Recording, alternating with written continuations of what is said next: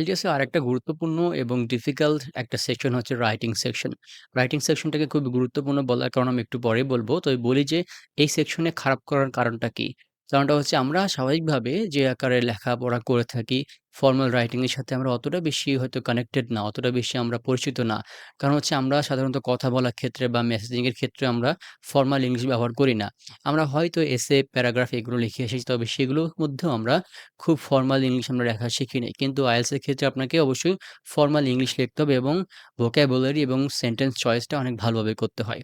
তবে IELTS এর ভালো করতে হলে স্পেশালি রাইটিং সেকশনে আপনাকে অবশ্যই প্র্যাকটিস করতে হবে।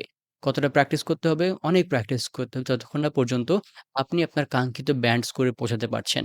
তবে আমি সবসময় রিকমেন্ড করি যে আপনারা খাতা কলমে লিখবেন। খাতায় কলম দিয়ে লিখবেন। লেখার সময় আপনার কনসেনট্রেশন থাকবে এবং পরবর্তীতে আপনি সেটা বুঝতে পারবেন যে এই সেন্টেন্সটা তারা কিভাবে লিখলো সেন্টেন্সের পরেও আরেকটা সেন্টেন্সে কিভাবে তারা কানেক্ট করল।